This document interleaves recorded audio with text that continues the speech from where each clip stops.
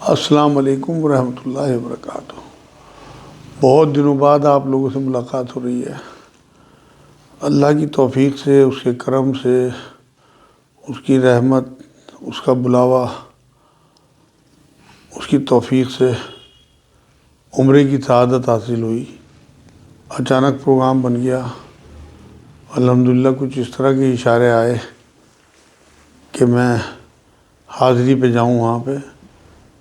اتفاق سے میرا ویزا بھی 27 تک باقی تھا، 27 دسمبر تک، تو میں نے اس کا فائدہ اٹھایا اور الحمدللہ 15 تاریخ کو عمرے کے لیے پہنچ گیا اور 15 تاریخ کو ہی میں نے عمرہ کر لیا۔ تو اس کے سفر کے بارے میں چند باتیں میں آپ لوگوں کے سامنے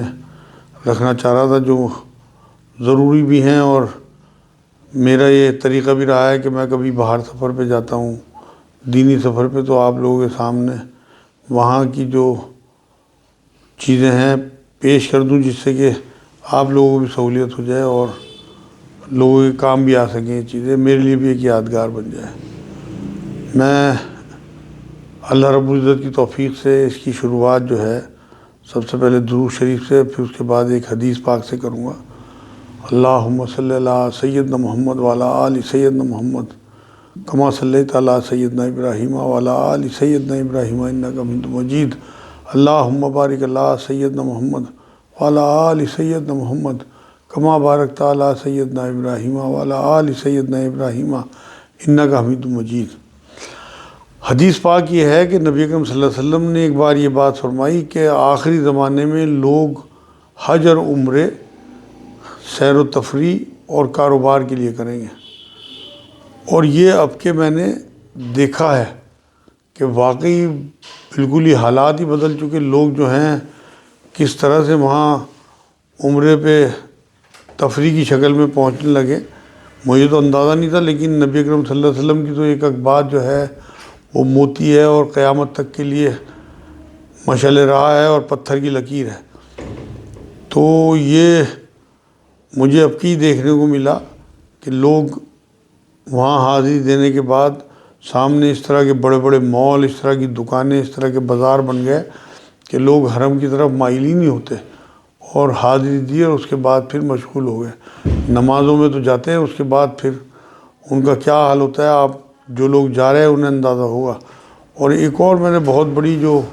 کمی دیکھی اب کے سفر میں کہ تلبیہ لوگ نہیں پڑھ رہے، جبکہ تلبیہ جو ہے وہ تو احرام کی جان ہے، اور آپ جس مقصد سے جا رہے ہیں تلبیہ آپ لوگوں کو پتہ ہوگا کہ جو لوگ جاتے ہیں یا جو لوگ گئے ہیں، لبیک اللہم لبیک لبیک لا شریک لک لبیک ان الحمد والنعمت لک والملک لا شریک لک۔ اس کا مطلب یہی ہے کہ اللہ میں حاضر ہوں اور تو نے مجھے بلایا اور تیری تمام نعمتیں ہیں اور تیرا ہی سارا کچھ ہے، اور میں اپنا سب کچھ چھوڑ کے تیرے پاس آ گیا ہوں۔ لیکن وہاں تو تلبیہ سننے ہی کو نہیں ملا مجھے، بہت کم، نہ کے برابر، بلکہ میں ہی لوگوں کو جوش دلانے کے لیے کئی بار جو ہے وہ تلبیہ پڑھ دیا کرتا تھا تو لوگوں کو کچھ یاد آ جائے شاید۔ تو یہ عجیب و غریب میں نے بات دیکھی کہ لوگ جو ہیں وہ دینی جو فرائض ہیں ان سے ہٹتے چلے جا رہے ہیں، جبکہ یہ ایک اہم فریضہ ہے تلبیہ پڑھنا اور وہاں اپنی حاضری درج کرانا اللہ کے ہاں۔ تو آپ لوگ جو بھی اب آگے عمرے پہ جائیں وہ یہ دھیان رکھیں کہ تلبیہ کا بہت زیادہ آپ کو خیال رکھنا ہے۔ شروعات تو آپ لوگوں کو پتہ ہے کہ آپ گھر سے 2 نفل پڑھ کے چلیں سفر کے، اس کے بعد ایئرپورٹ سے آپ 2 نفل پڑھیں احرام کے اور احرام کی حالت میں پہنچ جائیں۔ اس کے بعد آپ جدہ پہنچیں گے، جدہ سے آپ پھر انشاءاللہ حفاظت سے مکے پہنچیں گے۔ مکے میں پہلی نظر جب آپ کی کعبے پہ پڑے گی تو پھر آپ جو بھی دعا کریں گے وہ قبول ہو جاتی ہے، روایتوں میں ہے۔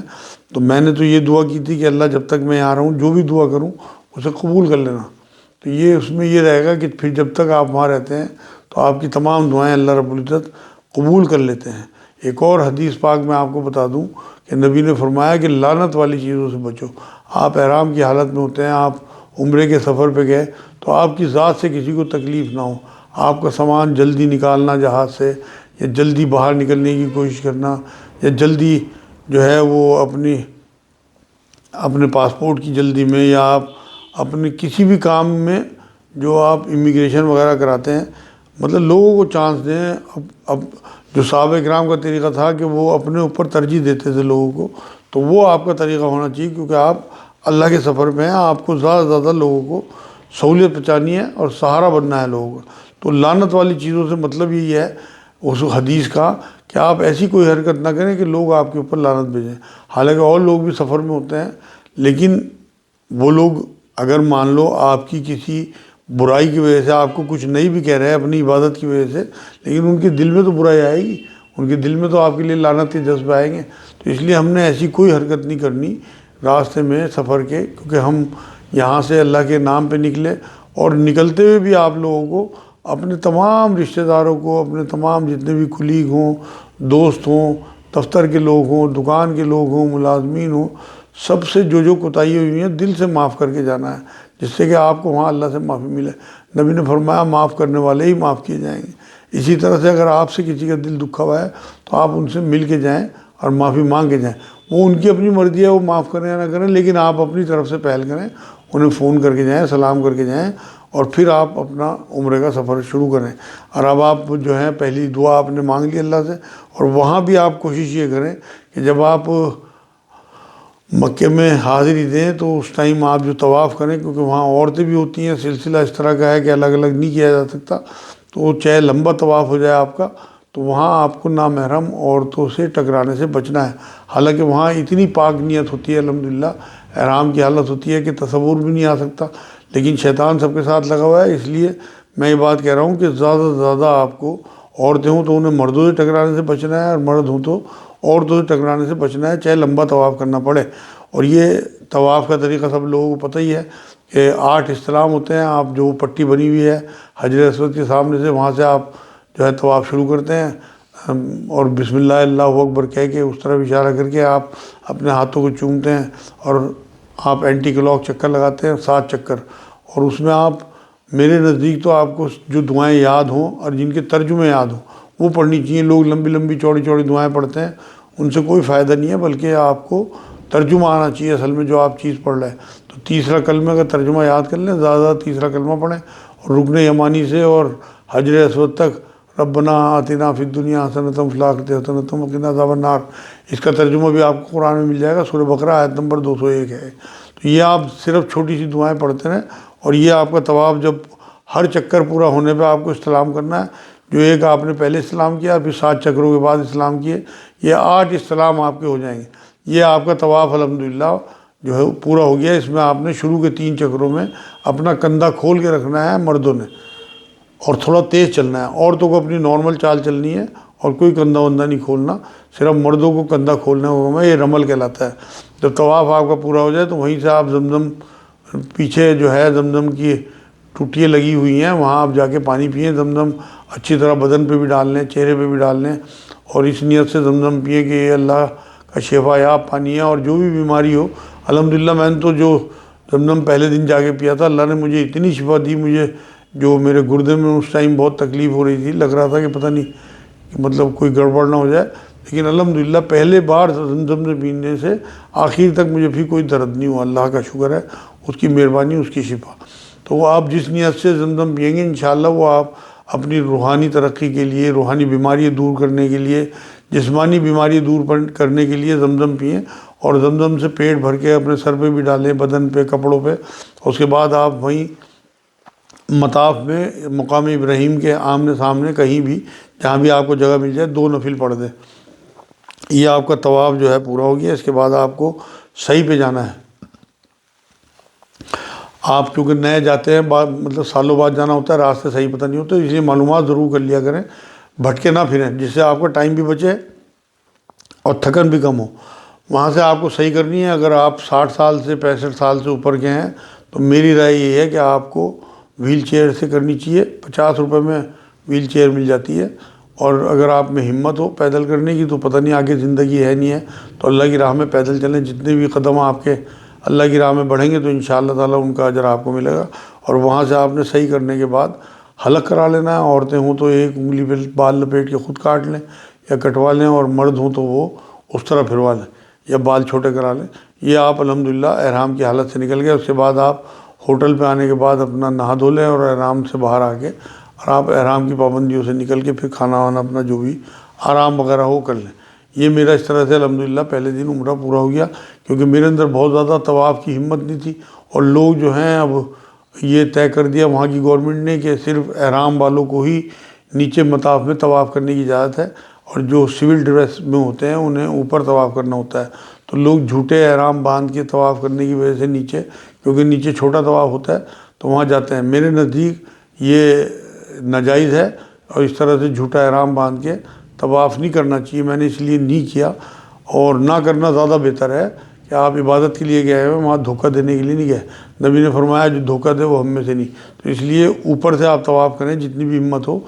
نہ ہو ویل چیئر سے کر لیں، ادروائز آپ وہاں بیٹھ کے کعبہ ہی دیکھتے رہیں۔ اوپر سے بہت ساری ایسی جگہیں ہیں کہ آپ کعبے کو نہارتے رہیں۔ نبی نے فرمایا 3 چیزیں ایسی ہیں جنہیں آپ محبت کی نظر سے دیکھیں گے تو وہ بھی عبادت ہے، ایک کلام پاک، ایک کعبہ شریف، اور ایک اپنے ماں باپ۔ تو جب پوچھا گیا کہ حضور ایک بار دیکھنے پہ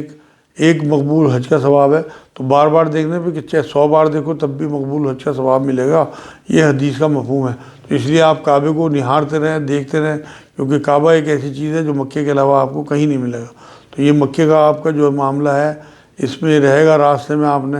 کھانا پینا ہلکا پھلکا کرنا ہے، کیونکہ جتنا کم آپ کھائیں گے اتنی آپ کو گیس کم بنے گی، اتنا آپ کا وضو رہے گا، اتنا ہی آپ کو پوٹی پیشاب کی جو ہے وہ حاجت نہیں ہوگی۔ اسی طرح پانی بھی کم پئیں وہاں حرم میں رہتے ہوئے، جس سے کم وضو رہے، آپ کا مطلب کم سے کم وضو ٹوٹے، اور آپ زیادہ وضو سے رہیں، اور نمازیں آپ باوضو پڑھتے رہیں، کیونکہ وہاں وضو کے لیے باہر آنا پڑتا ہے، اور باہر آنا جانا بہت زیادہ بھیڑ ہے، اس لیے آسان نہیں ہوتا۔ اور جو لوگ میری عمر کے ہیں ان کے لیے تو بہت مشکل ہوتا ہے، کیونکہ اب کمزوری بڑھتی جا رہی ضعیفی کی وجہ سے۔ تو اس لیے میں نے تو وہاں کھانا پینا نہ کے برابر رکھا، الحمدللہ اس سے مجھے بہت فائدہ ہوا۔ تو وہ تجربہ بھی میں اسی لیے آپ کے سامنے پیش کر رہا ہوں۔ دوسری بات یہ ہے کہ آپ لاکھوں روپے خرچ کر کے، ہزاروں روپے خرچ کر کے وہاں جاتے ہیں، تو آپ کا ایک منٹ حرم میں گزرنا چاہیے۔ زیادہ ملاقاتیں نہ کریں، ملاقاتوں میں پھر غیبت کا خطرہ ہوتا ہے۔ لوگ اگر کوئی ملنے آئے بھی تو بس سلام دعا، اور پھر اس کے بعد اپنا درود شریف، تسبیحات یا قرآن پڑھیں، اور کوشش کریں کہ روزہ ضرور رکھیں ایک آدھا وہاں پہ، اور قرآن زیادہ تلاوت کریں، سمجھنے کی کوشش کریں قرآن کو، اور وہاں صدقہ ضرور دے کے آئیں، مکے میں بھی اور مدینے میں بھی۔ صدقے کا بڑا اجر ہے، جو وہاں ملازمین کام کر رہے ہیں ان لوگوں کو 1-1 2-2 5-5 ریال، 10-10 ریال، جیسی بھی آپ کی حیثیت ہو، صدقہ ضرور دیں۔ اس سے الحمدللہ آپ کو بڑا دلی سکون ملتا ہے۔ مجھے تو بڑی راحت محسوس ہوئی صدقہ دینے سے۔ تو یہ چند چیزیں مکے کے بارے میں تھیں۔ اس کے بعد آپ جو ہے وہ مدینے کا آپ کا سفر ہوگا۔ مدینے پہنچنے کے بعد بڑے ادب اور احترام کے ساتھ آپ کچھ صدقہ دینے کے بعد روزے پہ حاضری دیں۔ نبی اکرم صلی اللہ علیہ وسلم جو ہیں وہ، کیونکہ ہمارے ایمان کا حصہ ہے کہ ہمیں نبی کی سب سے زیادہ محبت ہونی چاہیے، اپنی جان، اپنے ماں باپ، اپنی اولاد، اپنی بیوی، اپنے مال، اپنی کاروبار، ہر چیز سے زیادہ ہمیں نبی عزیز ہونے چاہیے۔ تو آپ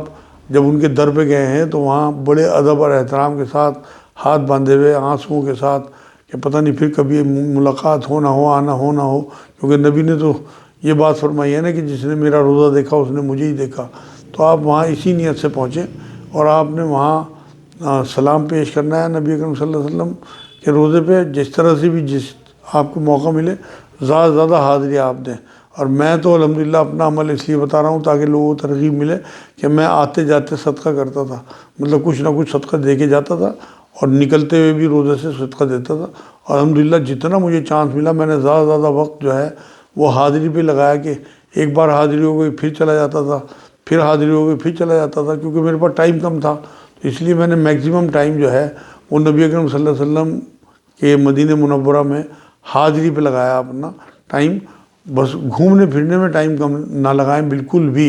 اپنا 1-1 پیسے کا فائدہ اٹھائیں۔ گھومنا پھرنا یہاں سب جگہ سب کچھ ہے، سارے ہمارے اپنے ملک میں بھی بہت مال ہیں، اور آپ غیر ملک بھی جاتے رہتے ہوں گے تو بہت گھومنا پھرنا رہتا ہے وہاں۔ صرف اور صرف عبادت ذہن میں ہو، کسی قسم کی کوئی خریداری، مال میں گھومنا، یا بڑے بڑے برانڈ کی کافی ہے یا کولڈ ڈرنک وغیرہ یا کھانے پینے، یہ بالکل ذہن میں نہ ہو۔ ہلکا پھلکا کھا لیا آپ نے، اس کے بعد آپ کا مین مقصد جو ہے وہ اللہ اس کے رسول کو راضی کرنا ہے۔ تو وہاں الحمدللہ یہ سلسلہ آپ کا اگر رہے گا تو آپ دیکھیں کہ آپ کو رسول اللہ صلی اللہ علیہ وسلم کہ روزے کی حاضری کتنی برکت ملتی ہے۔ کوشش کریں ریاض الجنہ میں اگر آپ کو اپائنٹمنٹ مل جائے تو وہاں بھی ضرور 2-4 نفل پڑھ کے آئیں۔ وہ بھی ایک ایسی جگہ ہے کہ نبی نے فرمایا کہ وہ جو زمین کا حصہ ہے وہ جنت کا ایک ٹکڑا ہے، تو وہاں آپ اس نیت سے جائیں کہ جیسے آپ جنت میں نفل پڑھ رہے ہوں۔ تو ایک بار جنت میں جانے کے بعد قرآن تو یہ کہتا ہے کہ کسی کو نہیں نکالا جائے گا، تو جس نے وہاں قدم رکھ دیا تو اس نیت سے رکھے کہ انشاءاللہ ایک بار اللہ نے مجھے یہاں حاضری کرا دی تو اب میں کبھی دوزخ میں نہیں جاؤں گا انشاءاللہ۔ اس کے بعد عمل بھی ایسے ہی کریں، مطلب نبی اکرم صلی اللہ علیہ وسلم کی حدیثیں جو ہیں ان میں پھر حضور نے یہ بھی فرمایا اپنے صحابہ کہ بھائی اپنے اعمال سے میری مدد کرنا، مطلب جو چیزیں حضور ہمیں ٹیچ کر کے گئے ہیں، بتا کے گئے ہیں، اب وہ جنت کا حصہ ہے، مان لو جنت کے باغوں میں سے کسی باغ کا حصہ ہے ریاض الجنہ، تو اس میں کھڑے ہونے کے بعد آپ پھر اللہ سے وہیں یہ دعا کریں کہ اللہ تو نے ایسی پاک جگہ کھڑا کر دیا کہ اب ہم کسی ناپاک جگہ نہ جائیں، تو نے اپنے پاک رسول کا روضہ دکھا دیا، اب ہم کوئی ناپاک چیز نہ دیکھیں، اللہ تو نے اپنا کعبہ دکھا دیا، اب کسی غلط چیز پہ نظر نہ پڑے، کوئی بد نظری نہ کریں، بد دیانتی نہ کریں، لوگوں کے ساتھ زیادتی نہ کریں، تو پاک ہے، تیرا رسول پاک ہے، اس کا روضہ پاک ہے، اللہ پاک ہمیں یہاں تو تیری توفیق سے ہمارا آنا ہوا، اللہ اسے قبول فرما لے، کیونکہ اللہ بے نیاز ہے، اس کے پاس لاکھوں کروڑوں اربوں خربوں لوگ جاتے ہیں روزوں پہ اور وہاں پہ کعبے پہ، اس کی مرضی ہے کس کا قبول کرتا ہے قبول نہیں کرتا۔ ہم تو اپنی عبادت کر چکے ہوتے ہیں، لیکن قبولیت کی دعا ضرور کیا کریں کیونکہ وہ بے نیاز ہے، اسے ہماری عبادت کی کوئی ضرورت نہیں ہے، بلکہ ہماری عبادتوں کو اس کی ضرورت ہے۔ بس یہ دھیان رکھیں کہ شروع کے دنوں میں ہی مکے میں بھی اور مدینے میں بھی کوئی جگہ یا کوئی گیٹ ایسا سیٹ کر لیں کہ آپ اپنے ساتھیوں سے نہ بچھڑ جائیں، تو آپ اگر پہلے دن ہی یہ سیٹ کر لیں گے تو پھر انشاءاللہ تعالیٰ آپ کو اس کا بہت فائدہ ہوگا۔ اگر آپ کے ساتھ لیڈیز ہیں تو یہ بھی احتیاط کریں کہ جب بھی آپ ٹیکسی کریں تو پہلے آپ خود بیٹھیں اور پھر بعد میں اپنی عورت کو بٹھائیں۔ اسی طرح جب آپ اترنے کا معاملہ ہو تو پہلے اپنی لیڈیز کو اتاریں، اس کے بعد آپ خود اتریں۔ یہ احتیاطاً پہلو ہے، باقی تو سب اللہ حفاظت کرنے والے ہیں۔ آپ وہاں اللہ کے مہمان ہیں اور کوئی میزبان اپنے مہمانوں کی بے حرمتی یا نقصان نہیں چاہتا، تو آپ اللہ سے دعا کرتے ہوئے جائیں کہ اللہ تیرے بلاوے پہ آئے، تیرے مہمان ہیں، تیرا گھر ہے، بنا تیرے بلاوے کے تو کوئی یہاں آ بھی نہیں سکتا، تو بس تو ہی ہماری حفاظت کرنا اور حفاظت کے ساتھ ہمارے بچوں تک ہمیں پہنچا دینا۔ الحمدللہ اللہ نے میرا سفر تو بہت آسان کیا۔ میں دعا یہی کروں گا کہ جو لوگ بھی عمرے پہ جائیں اللہ کرے ان سب کا سفر بہت زیادہ آسان ہو۔ میرے لیے بھی آپ دعا کریں، میں بھی انشاءاللہ آپ کے لیے دعا کروں گا۔ انشاءاللہ اس سفر کے لیے اتنا ہی، باقی اور کوئی سفر اگر بھی ہوا تو انشاءاللہ آپ سے پھر روبرو ہوں۔ وما علینا الا البلاغ۔ السلام علیکم ورحمۃ اللہ وبرکاتہ۔